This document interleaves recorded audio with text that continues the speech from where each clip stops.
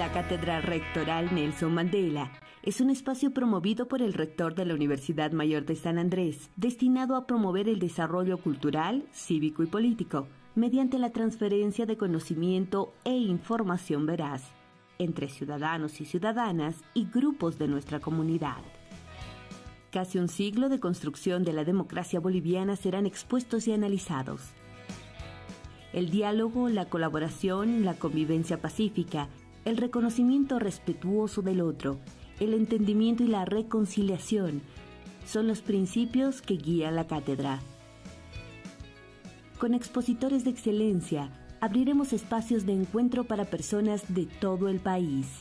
Tendremos 20 módulos sobre democracia, consistentes en un texto, un cuestionario y una tarea.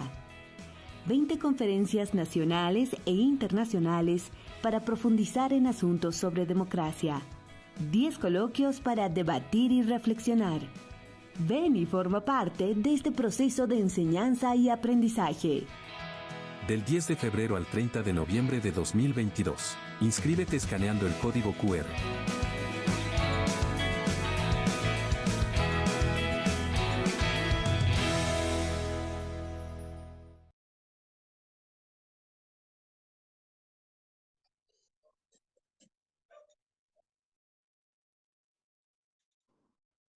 Buenas noches, queridos amigos, que jueves a jueves, a través de este medio del canal oficial de la Universidad Mayor de San Andrés, se dan cita en el YouTube para escuchar y ver la emisión de la Cátedra Rectoral Nelson Mandela sobre democracia. Bienvenidos, estamos ya varios meses en esto. Hemos hablado de política, de ideologías, de valores y principios que sostienen la democracia. Hemos visto el funcionamiento de sus instituciones, hemos visto los diferentes tipos de democracia que se pretenden que hay. Y ahora estamos en un momento especial porque desde hace 2 programas que venimos hablando de los peligros, de las amenazas que se ciernen sobre las democracias en el mundo y en nuestro país. Bienvenidos a la continuidad de este diálogo reflexivo que desde el rectorado de la Universidad Mayor de San Andrés ponemos a disposición de los alumnos, del cuerpo docente y administrativo de la universidad, pero de toda la ciudadanía que jueves a jueves nos sigue. Hoy tenemos un par de invitados muy especiales. El primero de ellos que va a tener la exposición de fondo es Rodrigo Paz Pereira, senador, líder del movimiento tarijeño Primero la Gente. Él es licenciado en Relaciones Internacionales por la American University en Washington. Ha ejercido su profesión acá en La Paz, en Soboce, en la Fundación para el Comercio Internacional en Madrid y en la Organización Mundial de Comercio en Ginebra, y ha sido en Bolivia elegido 2 veces diputado nacional, ha sido concejal del municipio en Tarija, alcalde en esa ciudad y hoy es senador. En nombre del rector de la Universidad Óscar Heredia Vargas, quiero darle la bienvenida a nuestro programa. Y junto a él está Matilde Herrera, una joven estudiante activista de los derechos humanos, fundadora del CONADE Juvenil de Juventudes a nivel nacional, quien va a tener a su cargo los comentarios respectivos cuando Rodrigo termine su exposición. Querido senador, un gusto tenerlo en casa esta noche. Bienvenido, y la cámara y los micrófonos son todos suyos. Lo estamos escuchando.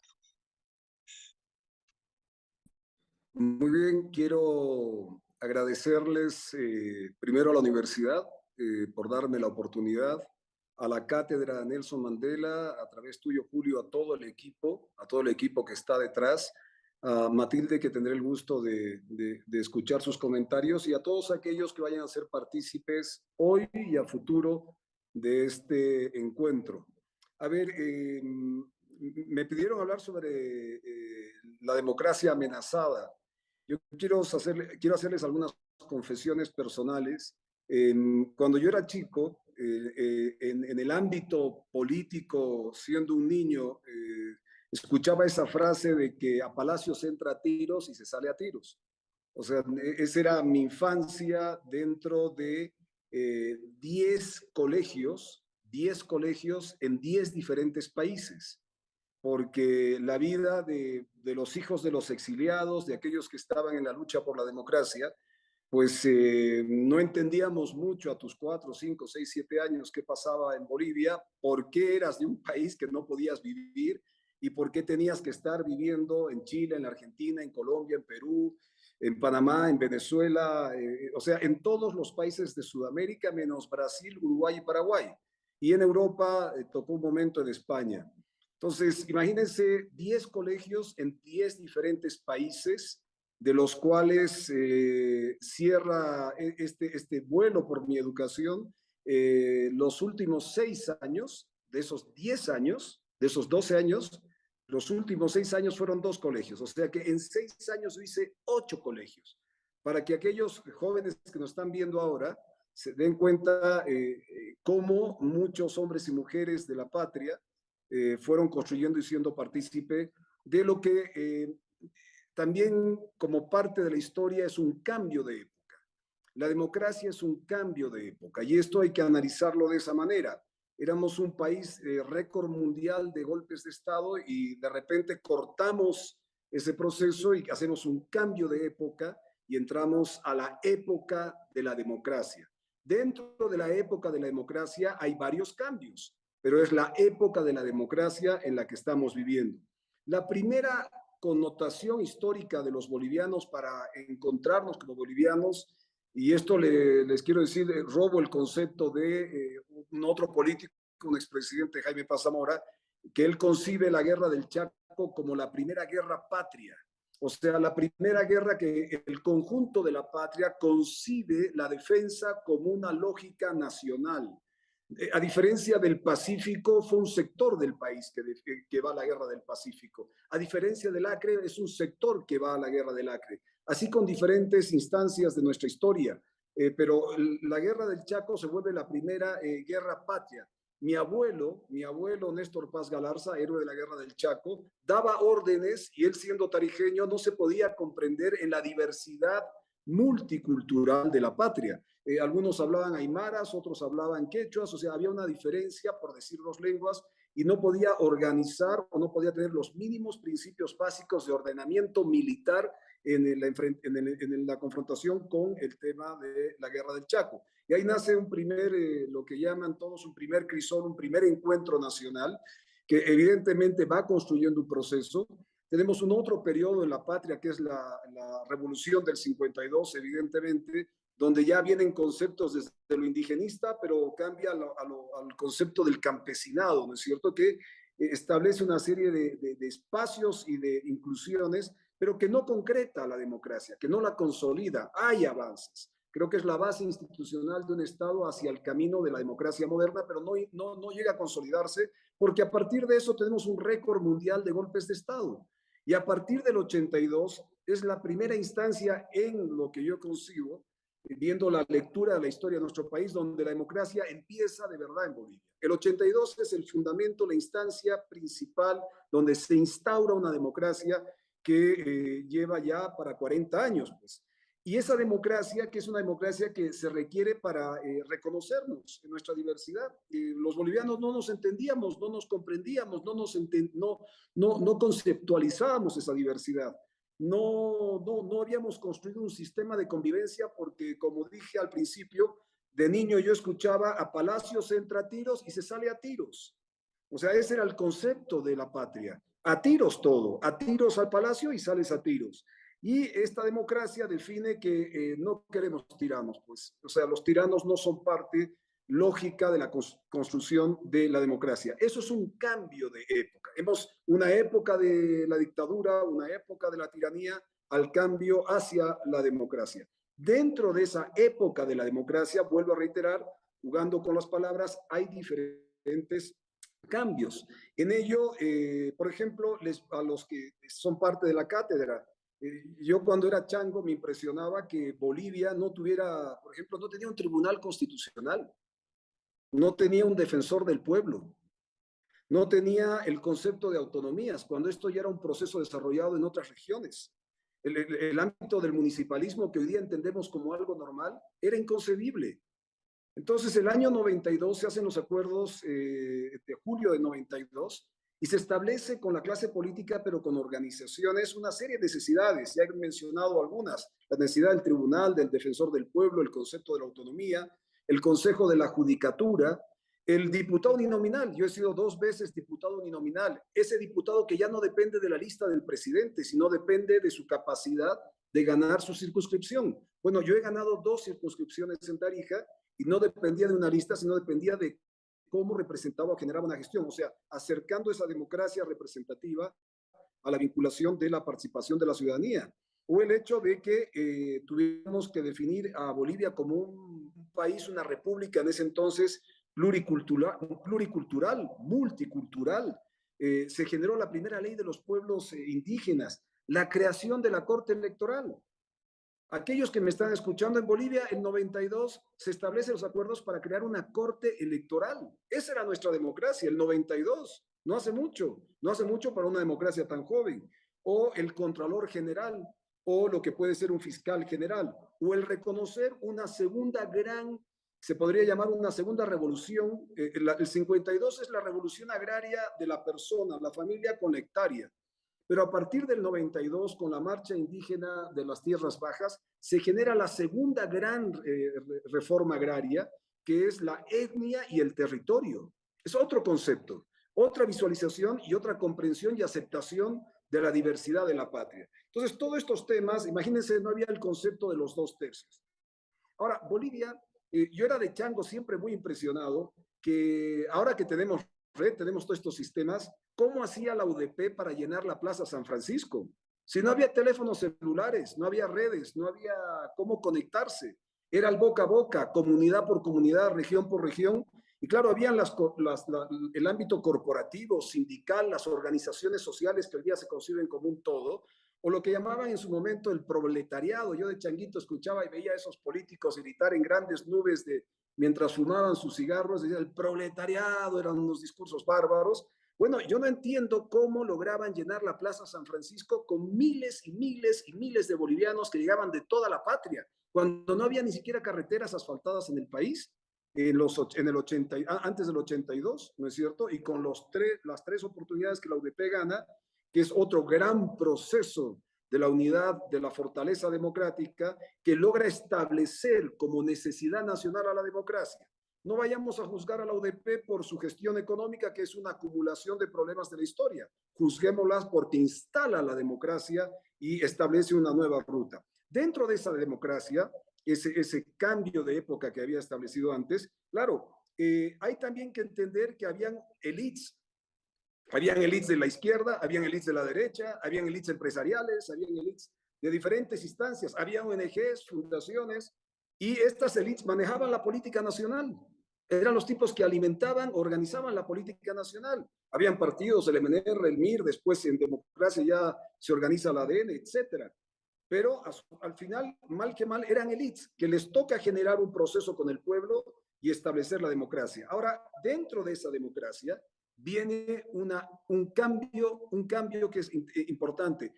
La nueva época dentro de esos cambios, una época donde aparece el proceso del MAS. No voy a calificar por debido a qué, motivo a qué, pero el MAS establece una relación que hay que reconocer. Ya no establece en principio, posteriormente es diferente, en principio no establece una relación de elites, sino es una relación de la representación directa de las cooperativas, de los sindicatos, de las organizaciones sociales, de ese conjunto de la diversidad de la patria que antes se asimilaba por los partidos políticos, establecen una representación directa en la formulación de políticas, en el mando político. Y desplaza, si ustedes quieren establecerlo así, a esa élite conductora de los procesos. No, eso es en un principio, no diga que el MAS después no haya entrado en las mismas mañas. Pero aquí viene un factor de diferenciación. el proceso constructivo de la democracia venía con un fuerte esfuerzo, como indiqué, con los acuerdos de la institucionalidad para viabilizar la democracia. Los acuerdos de julio del 92 que mencioné antes, el tema de la Corte Electoral, Contralor General, Defensor del Pueblo, todas estas instituciones, era construir la democracia con esqueleto, porque la democracia era una suerte de ameba, se deformaba, no tenía estructura, no tenía esqueleto en sí mismo, había que institucionalizarla. Y ahí viene el masismo, porque hay que denominarlo de esta manera, bajo la vieja estructura de lo nacional popular, porque no deja de tener una base en lo nacional popular del 52, y establece un nuevo triángulo de poder.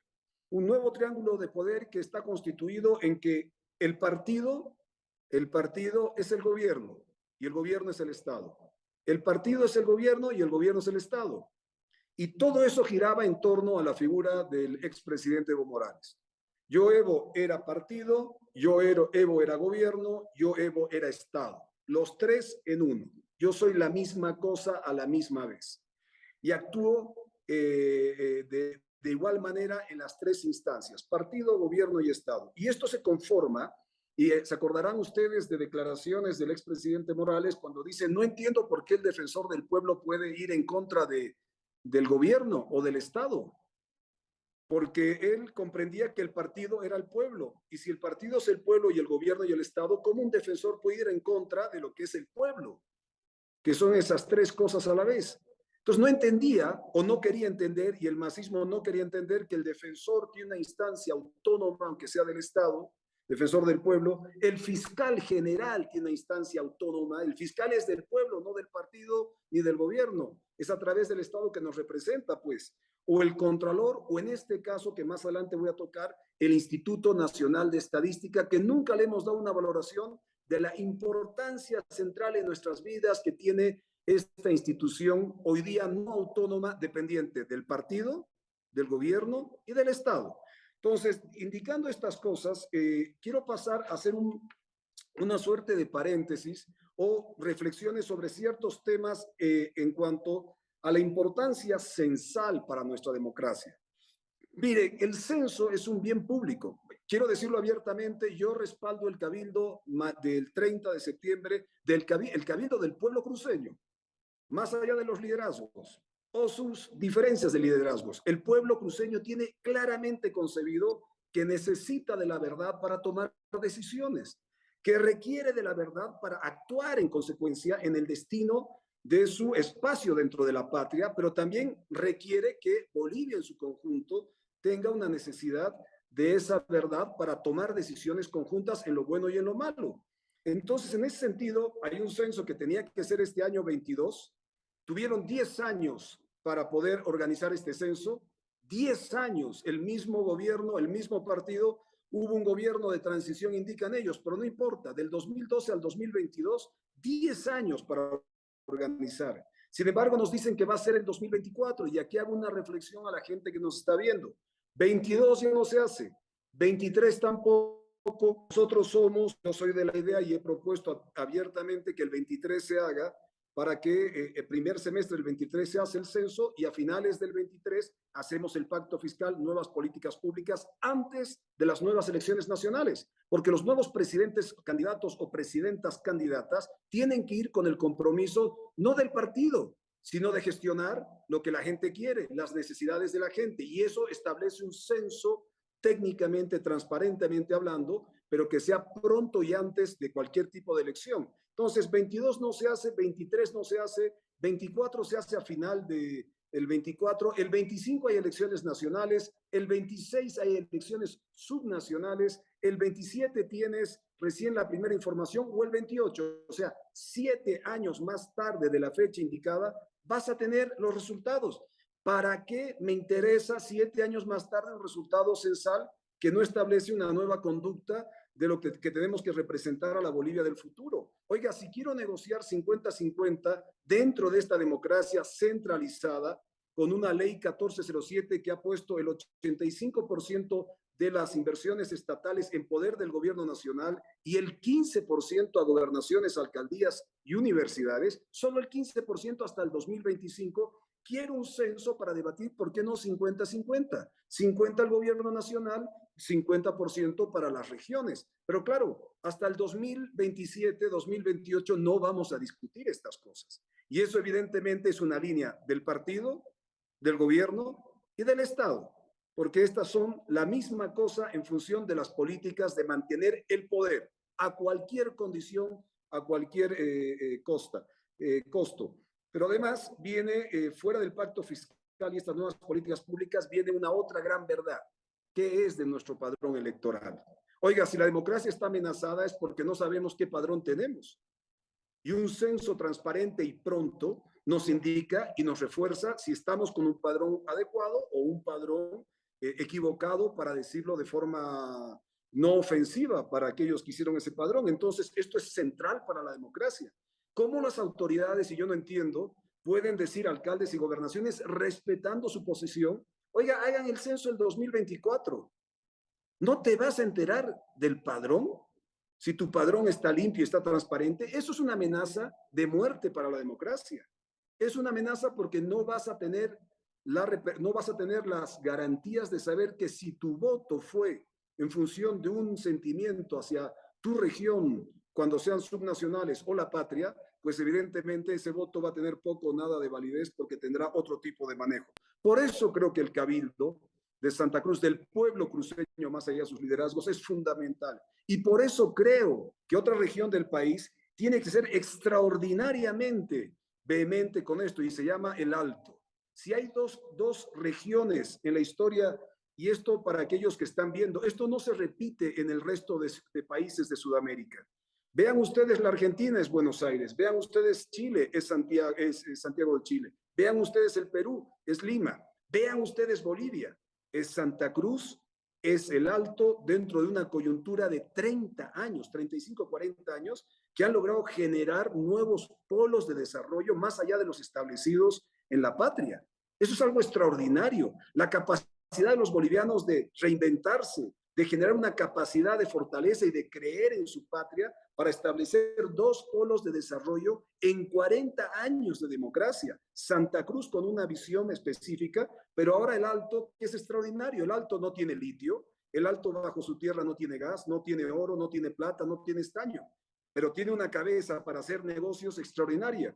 ¿Por qué no vemos si el boliviano es capaz de generar ese módulo de negocios extraordinario en la patria? ¿Por qué seguimos siendo unos traidores, digamos, en cierta manera, a la capacidad del recurso humano para establecer ciudades como el Alto que pueden comercializar, generar negocios? Les quiero decir algo. El Alto, miren qué tan importante es el Alto. Vean ustedes Tacna, vean ustedes Iquique, Arequipa, Hilo, Antofagasta. Esas 5 ciudades son más pequeñas juntas que todo el Alto.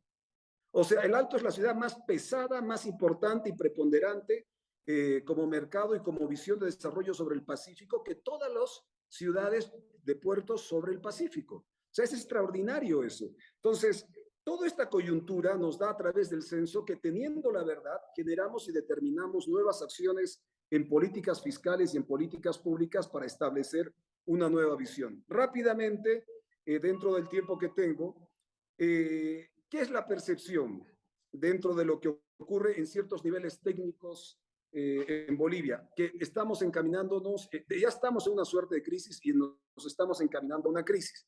¿Cuál es la sensación a nivel popular? Que todavía hay de todo, pero los precios están empezando a variar. O sea, la percepción es que estamos encaminando hacia una crisis, la sensación popular es de que hay de todo, pero oye, mejor vayamos guardando unos dólares bajo el colchón. Mejor vayamos estableciendo ciertos recaudos porque no sabemos cómo viene la mano, ya la carne está variando precios, la papa, el arroz, una serie de productos de la canasta familiar. Entonces, ahí viene una coyuntura que tenemos que volver al ámbito, y voy a ir tomando rapidez, perdón que me esté retrasando, al ámbito del partido de gobierno. Arce es un hombre que no tiene ningún símbolo en la defensa social, laboral, ni tampoco política. Su mayor valor ha sido tener 18 años a lo que ellos llaman 18 años de servicio en el modelo neoliberal y 16 años, porque ese es su recorrido en el Banco Central y después en el gobierno de Evo Morales como ministro. 18 años tiene de neoliberal y tiene 16 años, por los conceptos que dicen, en este proceso de modelo democrático, de revolución democrática y cultural. O sea, todavía no ha llegado a balancear su parte neoliberal. No tiene un mayor mérito que ser ministro de Economía, pero eso para la población es muy importante porque es justamente la economía. Y quiero dejar muy en claro, no es la política la que va a generar una crisis hoy día en democracia o en la relación de las regiones o sectores sociales. Es la economía. Es la economía la que va a establecer una primera ruta de posible crisis. Y claro, el gobierno de Arce tiene un modelo autoritario, perdón, totalitario, y lo reitero, totalitario, de querer controlar tres factores fundamentales dentro de la composición del comportamiento de nuestra patria: la economía, la sociedad y las instancias del orden público, o sea, la policía y las Fuerzas Armadas. En la economía, la ley 1407, la conducción de un modelo hasta el 2025 de ese centralismo que les he comentado antes: 85% el gobierno nacional, 15% las regiones, universidades, municipios. La sociedad, normas como la ley 386 que se voltearon el año pasado, donde podía el gobierno sin permiso entrar a cualquiera de ustedes que están viendo este programa o este espacio, podía entrar sin permiso jurídico, sin permiso de la fiscalía, la policía, digo, el gobierno podía entrar a ver nuestras charlas, nuestros chats, todo aquello que tal vez están haciendo ahora, pero lo iban a hacer de forma legal. Y a su vez también el concepto de controlar a la Policía Nacional, que está más que claro que se controla, y a las Fuerzas Armadas por dos normativas que ya se aprobaron. El modelo único, el pensamiento único, la gestión única de la democracia. Ellos son la democracia, ellos son el partido único, ellos son el gobierno, ellos son el Estado. Dicho esto, la esperanza es que después de los acontecimientos del 2019, está claro que el pueblo boliviano ha generado un cambio de época en el sentido no más tiranos. Y cuando llega a sus topes, el pueblo de Bolivia reacciona, actúa en razón de recuperar o restablecer el orden democrático. Después es otro problema, es el análisis, cómo estuvieron o no estuvieron a la altura los conductores de ese momento, que coincidentemente fueron conductores y que malgastaron la energía y el propósito más sano, más puro, más digno del pueblo boliviano en función de la defensa y la profundización de su democracia. Y lo que podría decir es de que, entendiendo esta situación que estamos viviendo, entendiendo estos ejemplos extraordinarios de Santa Cruz, el Alto, entendiendo que hay un gobierno que quiere controlar la economía, la sociedad, el orden, la seguridad, o sea, que quiere controlar esa pseudodemocracia, porque decir que la democracia está amenazada no es comprender que hoy día estamos en una pseudodemocracia, no es que esté amenazada, es pseudodemocracia. Tú mides la democracia en función del nivel de justicia que tienes. Y en Bolivia queda mucho por desear en la justicia. Si la justicia representa, porque es un parámetro de Naciones Unidas, el tipo de democracia que tienes, hombre, la democracia nuestra no es democracia en plenitud, es una democracia, una pseudo-democracia, pero está vigente, sana en el espíritu y en el alma de los bolivianos, que cuando se requiere pueden movilizarse. Termino con un par de unas ideas dentro del tiempo, bueno, vamos en los 25 minutos, dentro del tiempo establecido. El 20% de la economía nacional es formal, el 80% es informal, pero tienen ambas partes poca dependencia del Estado plurinacional. El Estado plurinacional, el 20% formal hace lo que puede, aunque el Estado le cae con acciones como este último decreto, el 4794, que es un decreto que le dicen a las empresas nacionales: se trasladan de usar el gas para generar energía para tu industria nacional, te vas a ir a energías limpias, te vas a la electricidad. Claro, porque como no hay gas para entregarle a la Argentina y al Brasil, le están quitando el gas a los bolivianos y le están entregando el gas a quien puede pagar más y mayor cantidad. Oiga, esto está como el organismo. El mercado manda. Y entonces, como Brasil y Argentina son los que más nos compran y mejor nos pagan, les saco la energía más barata a los bolivianos y se la entrego a aquellos clientes que me pueden pagar mejor. ¿Y qué hago con los bolivianos? No, le voy a entregar energía, pero la más cara. Entonces el gobierno, como está raspando la olla, como ya ha generado una deuda de 26.000 millones de dólares, más de la mitad de esa deuda es deuda interna que sale de nuestras jubilaciones, de lo que se paga a los jubilados, parte de esa deuda que está gastando el gobierno para mantener los 6.500 millones de dólares que vale sueldos y salarios el Estado. Eso es lo que vale. Necesita, como decimos en Tarija, payar. Payar es agarrar de donde pueda lo que sea necesario para pagar este sistema. Hay 78.000 millones de bolivianos que se gastan en empresas quebradas. 78.000 millones de bolivianos estamos poniendo en empresas quebradas. He estado el otro día en la UPEA y voy cerrando. He estado en la UPEA y yo le preguntaba a los estudiantes y hace 6 días estuve en la Universidad Gabriel René Moreno. En una tuve 200 y pico alumnos y en la otra había alrededor de casi 400 alumnos. Y en el debate era increíble como los jóvenes estudiantes del Alto tienen las mismas pretensiones que los jóvenes estudiantes de Santa Cruz.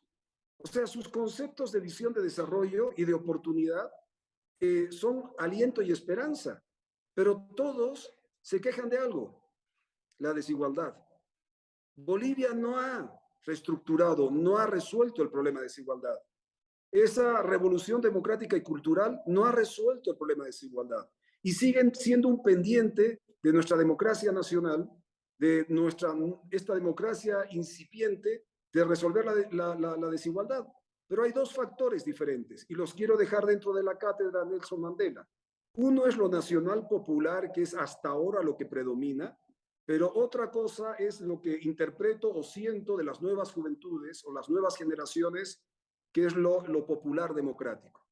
Lo popular democrático. Bases amplias populares que a través de diferentes expresiones como son las redes sociales, una serie de plataformas, organizaciones, tienen en una visión popular un concepto claro que lo nacional popular no siempre defiende.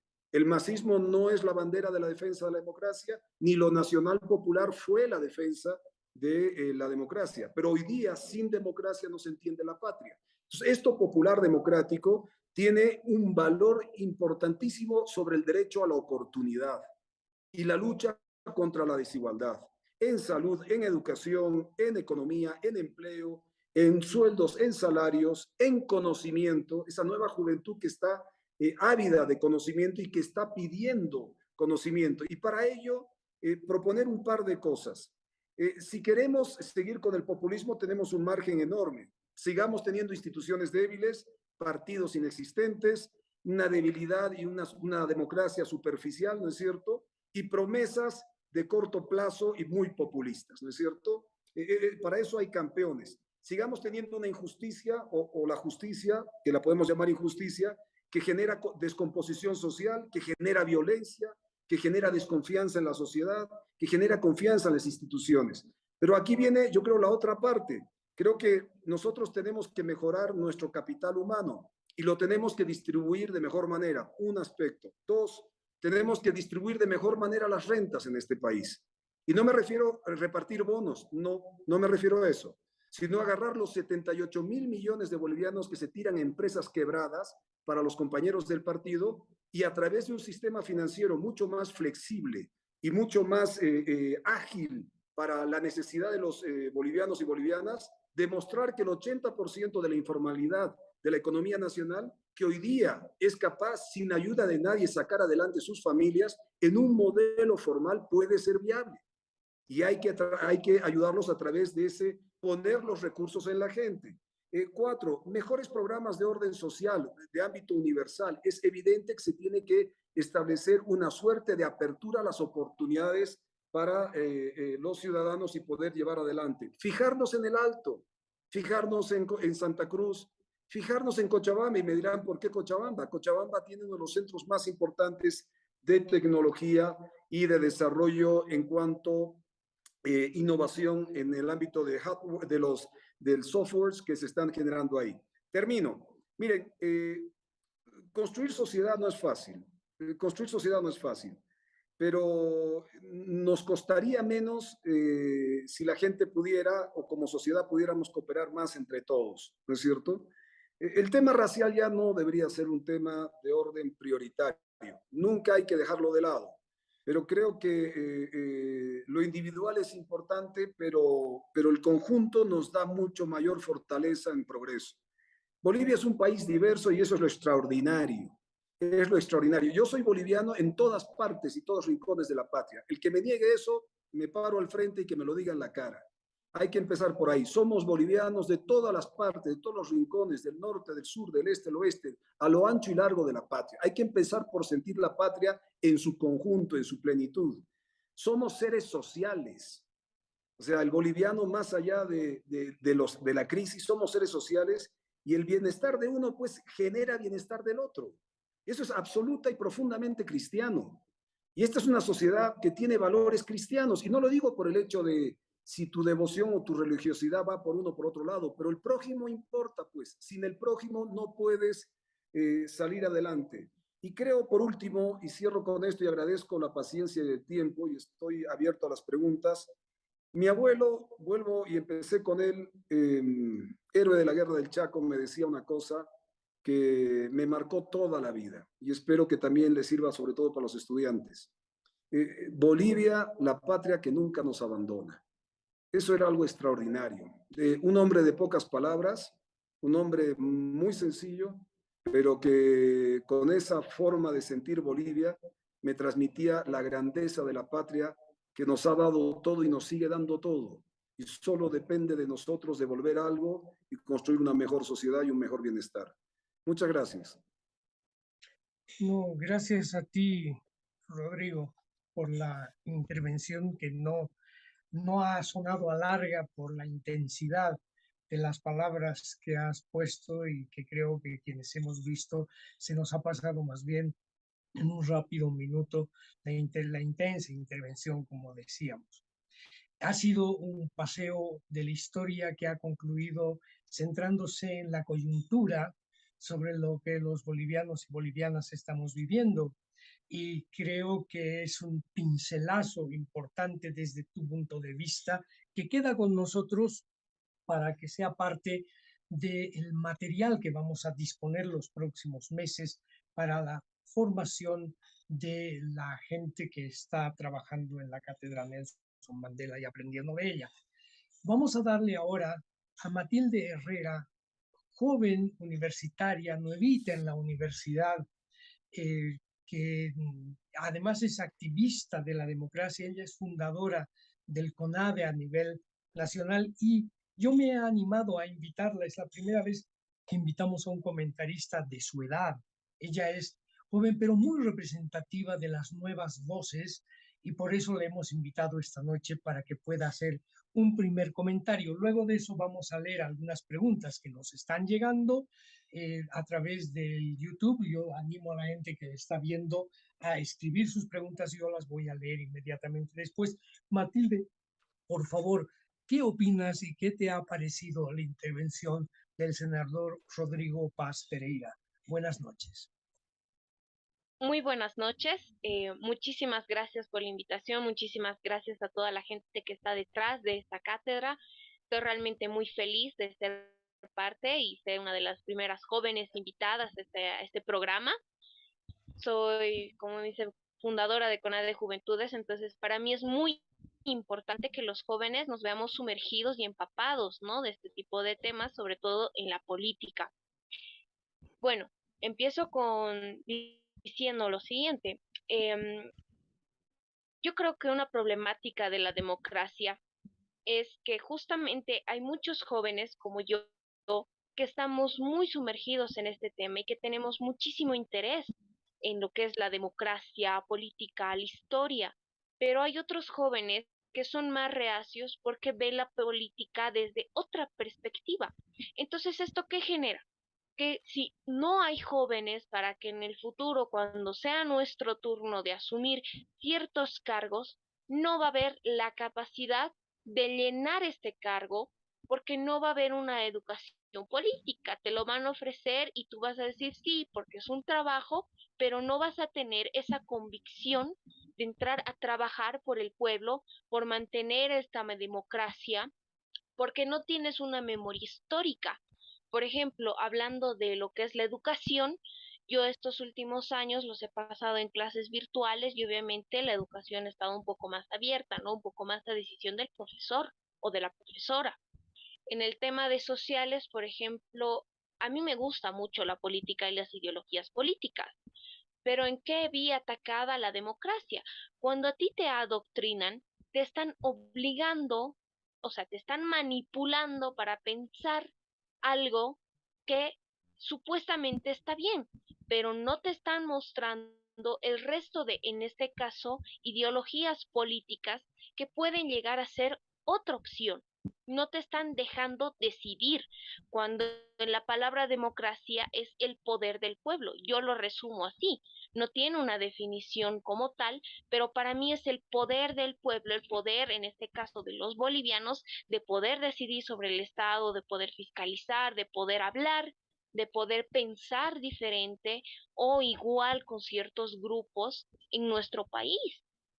Y lastimosamente hasta ahora sí he escuchado muchos planes y el censo, que es algo muy importante, y demás comentarios, pero hasta ahora no he escuchado una crítica frente a la educación secundaria, por ejemplo, en este caso de nuestro país.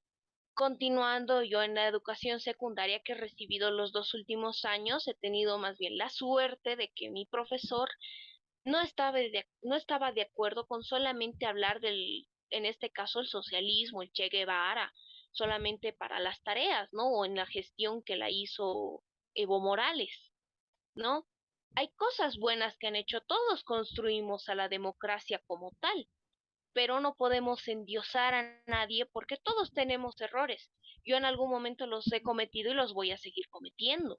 Y si en el colegio no me enseñan la memoria histórica de lo que han sido los golpes de Estado y demás, y solamente me muestran que aparece democracia y se crea una democracia y es democracia desde el 2006 cuando entra el gobierno del MAS, entonces yo qué voy a pensar que esta es una maravilla.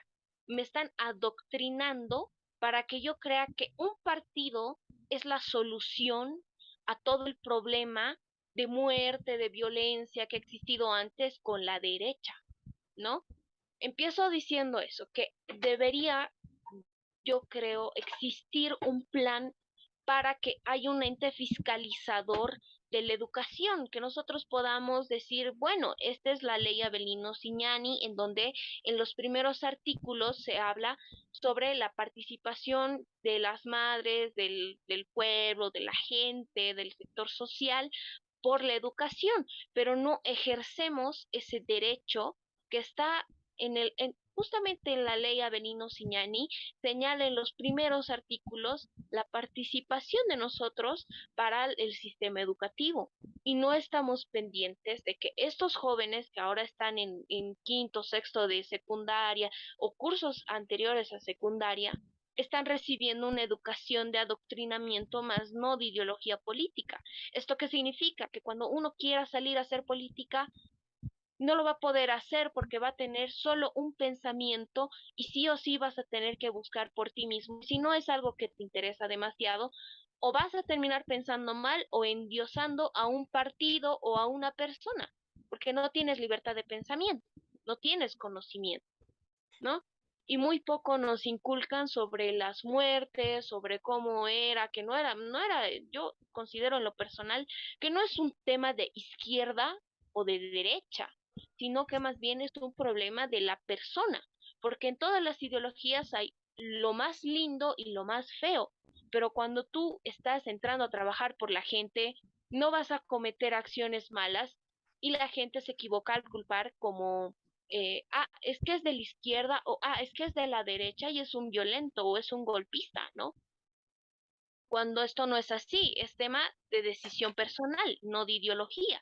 Puede haber una persona de la izquierda que le gusta mucho el tema de las empresas y demás, y aunque esté con una ideología muy socialista, pueda ayudar también, ¿no? Al tema de lo que es la empresa, el capitalismo, la compra-venta, oferta-demanda y demás, pero no existe hasta ahora, no ha existido algo así, ¿no?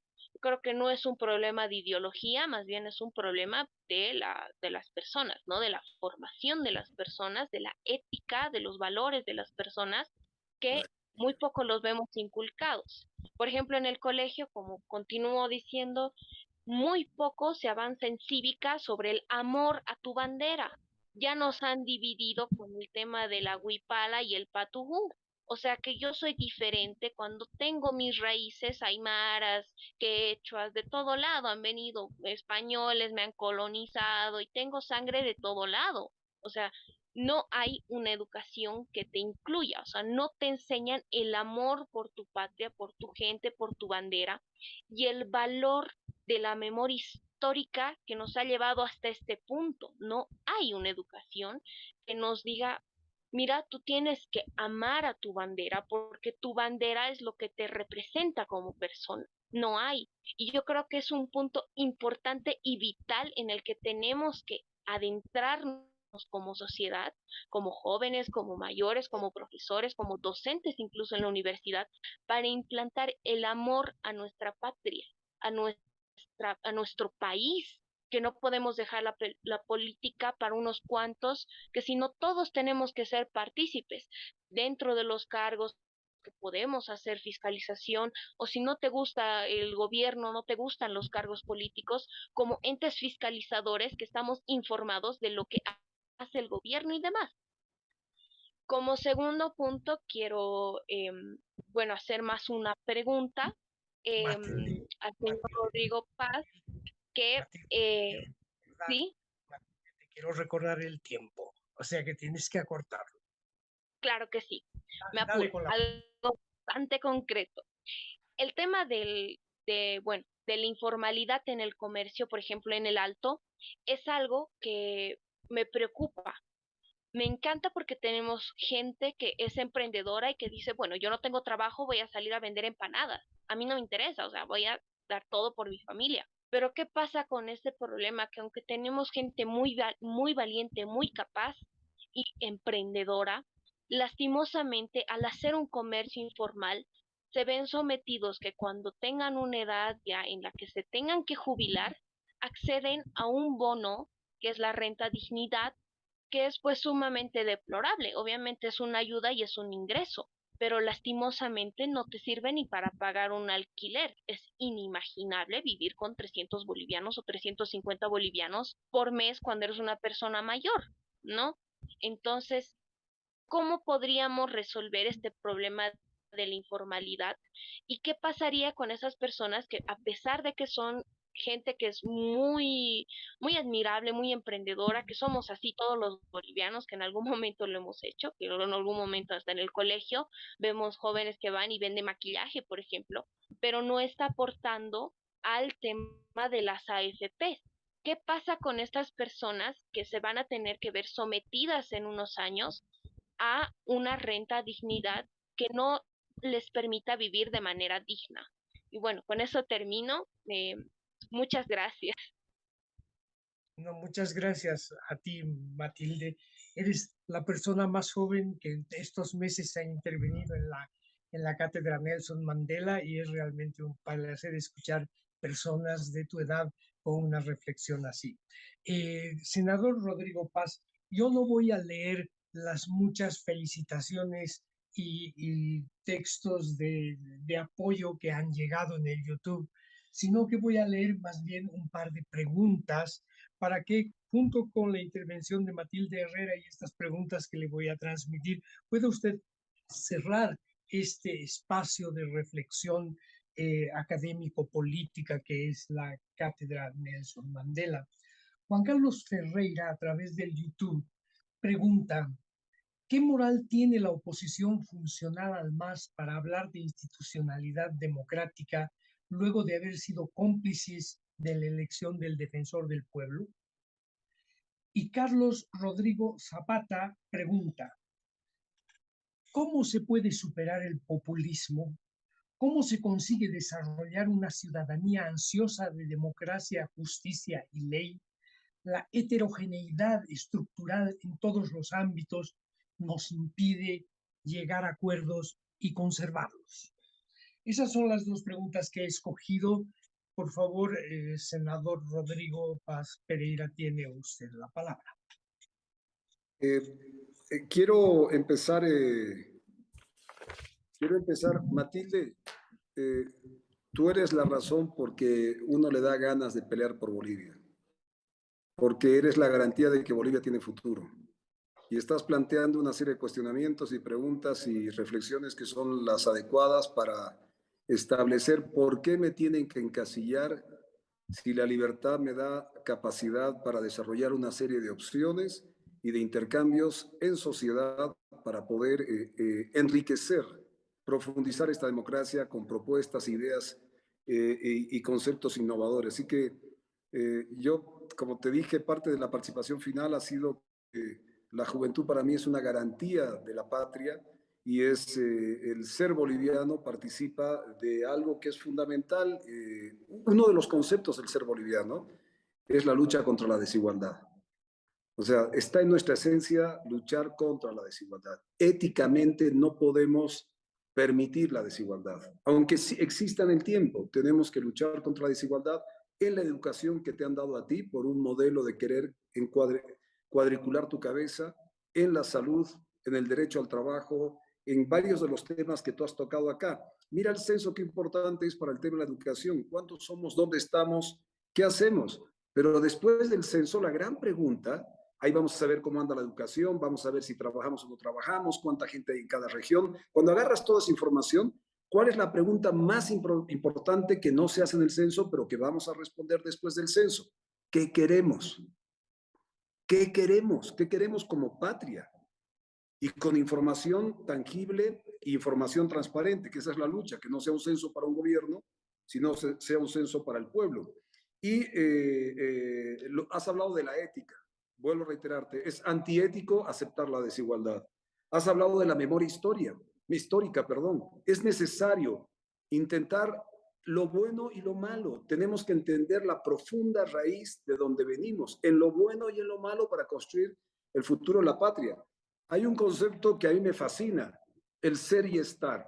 Tenemos que ser como personas, pero tenemos que estar como personas con nuestras ideas para la construcción de esa memoria histórica, pero sobre todo para el futuro donde tú eres partícipe.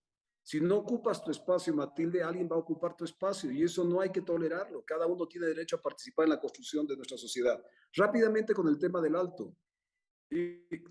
Cuando estuve en el Alto, yo hice una consulta y he estado ya en 7 distritos de 14 que tiene el Alto.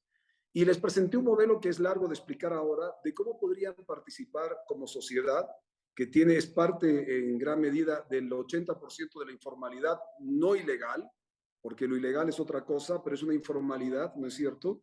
Y cómo a través de políticas públicas que expliqué en su momento, a través de facilitar recursos, establecer un modelo de gestión de esos recursos, si ellos estaban de acuerdo en pagar impuestos para su ciudad, no para el gobierno nacional, no para el centralismo, para su barrio, para su empedrado, para su asfaltado, su iluminación, su hospital, su colegio, y que ajuste a su alcalde o alcaldesa de turno porque aportan a su ciudad. Eso ya lo podemos hablar en otro momento, en una otra charla, si es posible, explicar ese modelo, pero cuando lo explicaba los jóvenes y en los distritos, sí, si es por esas razones, dentro de lo que me permita mantener a mi familia, mantener mi negocio, quiero aportar para tener mejor educación y salud o tener mejores calles o seguridad ciudadana. ¿Y por qué voy a tener que ir a pedirle al gobierno nacional si puedo hacer esto en mi sociedad, en mi conjunto, en mi región, con mi alcalde o alcaldesa, ¿no es cierto? Entonces, algo extraordinario que proponiéndolo, la gente estaba dispuesto a pasar de esa informalidad a aportar como formales, a registrarse, porque el alteño es formal, por ejemplo, el alteño que tiene camión registrado, tiene su casa registrada, o sea, se registra, es formal en sus bienes. Lo informal viene a ser en cómo generar el negocio. Bueno, eso depende si la riqueza que generen ellos vaya retribuido o retorne en obras, en proyectos, en educación, en salud, en su propia región. Y eso lo podremos hablar más adelante. De las AFPs con la gestora, el gobierno acaba de ya asentar la gestora, que es la que está manejando los 23,000 millones de dólares de los bolivianos. Y han sacado este año 1.500 millones de dólares para pagar sueldos y salarios, no para producir algo, no para generar trabajo, no para reactivar la economía, para pagar los más de 700,000 empleados que tiene el gobierno nacional, la inmensa mayoría del partido político.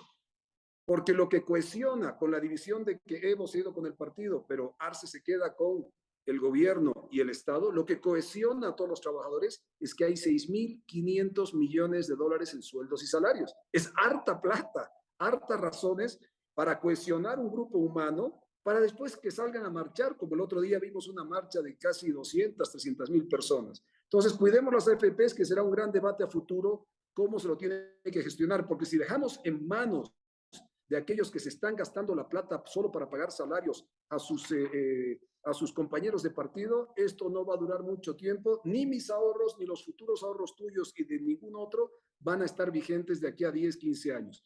En cuanto a las preguntas externas, miren, lo del defensor del pueblo, primero que en Bolivia no existe una oposición clara y definida, no tiene una ruta clara y establecida. Yo estoy viajando por todo el país. Como dijo en la presentación de Julio Aliaga, yo tengo una organización que se llama Primero la Gente y estamos viajando por todo el país, todo el país.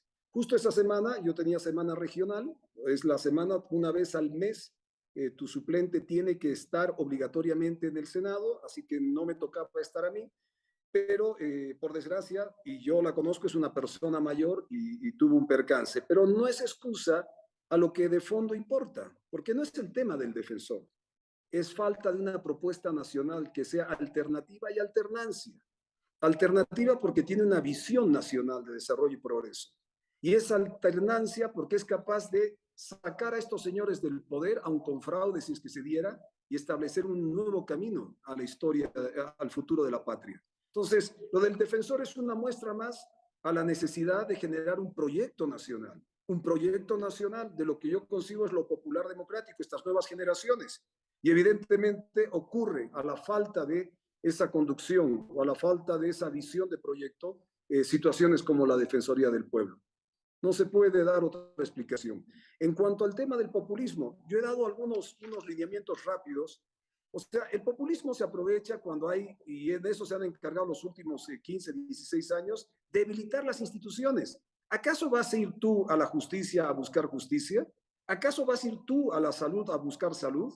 ¿Acaso vas tú a los colegios para que tus hijos se eduquen de mejor manera y sean competitivos en el contexto sudamericano cuando nuestra educación está al nivel de Haití? Haití, que es lo último que podríamos pensar, y nuestro nivel educativo está a ese nivel. ¿Acaso tú vas a buscar amparo del Estado cuando el Estado normalmente te pide, oiga, es amollando, es pues poniendo para darte una solución? Porque eso es lo que logra el populismo, debilitando institucionalidades, haciendo desaparecer partidos políticos, generando una crisis absoluta donde la demagogia y el cortoplacismo es lo que convence. Por eso lo que dije antes y di unos cuantos puntos que lo dejo dentro de la cátedra, o sea, mejorar nuestro capital humano significa retomar y profundizar, y ahora con las tecnologías se puede desarrollar la capacidad humana de ese capital humano, y distribuirlo de mejor manera en la patria. Miren, en 10 años más, o un poquito más, Santa Cruz va a ser casi el 55% de la población. Cochabamba, La Paz y el Alto va a ser el 30%. Y el resto de los bolivianos, donde me encuentro yo como tarijeño, los pandinos, venianos, potosinos, orureños, el resto vamos a ser el 15%. Oiga, si no para esto y genera una visión global de cómo generar un mejor capital humano, establecer un equilibrio de desarrollo nacional, como se está dando en cierta manera, pero no por una conducción de gobierno ni del Estado, sino por voluntad propia entre Santa Cruz y el Alto, que están generando un equilibrio. Si no generas una mejor distribución de las rentas, si no fortaleces los mercados en los que somos verdaderamente competitivos, y no me refiero al extractivismo, sino a los mercados donde podemos desarrollar capacidades, si no mejoramos y somos más ágiles en un sistema financiero realmente pesado, que no se está dando cuenta que la inmensa mayoría, ese 80% de la informalidad, es un potencial enorme del desarrollo nacional. A esos tenemos que llegarles, a ese tenemos que darle los 6.500 millones que hoy día nos gastamos en el Estado, por lo menos la mitad pongamos la plata en la gente que tenga que responder y le tenga que devolver al Estado después a través de impuestos. O sea, se formalice, te ayudo, no te regalo, no te doy bono, te estoy dando recursos de todos los bolivianos para que hagas tu negocio. Haz tu negocio, saca platita para tu familia, mantén platita para que tu negocio sea viable y también pon platita para tu municipio, para tus proyectos locales. O sea, séte tú responsable como boliviano, como ciudadano, como partícipe de tu zona, tu región, del desarrollo de lo que te corresponde de la patria. Bueno, pues eso rompe el esquema de este gobierno centralista, rompe absolutamente el ámbito de las decisiones locales, rompe el ámbito de las decisiones departamentales y aparece un nuevo gobierno coordinador de las capacidades y las libertades que en cada región puedan desarrollarse para establecer un empoderamiento del Estado, hoy día llamado plurinacional. Mañana, ¿cómo sabrá Dios si el boliviano quiere cambiar? Antes era república, hoy día Estado plurinacional, por ahí mañana tiene otro concepto. Lo que no se puede partir es la patria y lo que no se puede dividir es la patria. Eso es lo que nos une, eso es lo que nos potencia. Entonces, creo que hay una serie de propuestas y creo que se puede llevar adelante una serie de acciones. Pero, y termino con esto, gracias a la cátedra, vuelvo a reiterar lo que dijo, y lo digo con todo el amor y el cariño, lo que dijo mi abuelo, Bolivia, la patria que nunca nos abandona. Oiga, activémonos, los pocos que, o los muchos, o aquellos donde alcance este programa, actívense, no se dejen estar. Ser y estar, ser en tu pensamiento, en tu forma de ser y estar en la actuación. No se dejen robar la patria. Ustedes son los dueños de la patria, sean propietarios de ella y actívense en la construcción desde sus regiones, desde sus diferentes instancias para construir una Bolivia mucho más poderosa, potente, democrática y con mayor futuro. Gracias. No, gracias a ti, senador. Hemos tenido una sesión que ha terminado casi con una proclama, ¿no? Y bueno, ese es el alma de los políticos y en esta cátedra hemos tenido varios políticos de uno y otro lado explicando lo suyo. Vamos a guardar este programa, así como los otros, para utilizarlo el próximo año en la formación cívica, en la formación política de la ciudadanía. Estoy muy contento por el contenido que se ha expresado. Quiero agradecer desde luego en nombre del rector Óscar Heredia Vargas de la Universidad Mayor de San Andrés, la presencia del senador Rodrigo Paz Pereira, el comentario de Matilde Herrera, que ha estado con nosotros, desde luego a Eliana Lema, que está detrás, que nunca se la ve, pero que está en los controles dándoles a las teclas y a las computadoras para que esto se transmita de buena manera, y a todas las personas que nos han seguido, que hemos batido un récord. Entre paréntesis, en directo solemos tener no muchas personas, la mayoría de la gente llega luego en diferido, pero hoy hemos tenido un récord de participación. Quienes lo vean en diferido pueden ver además los comentarios que se han hecho de esta intervención. A todos ustedes un cariñoso abrazo, muy por la amabilidad del tiempo que le han brindado a esto, y nos vemos el próximo jueves para terminar el ciclo La democracia amenazada. Muy buenas noches a todos.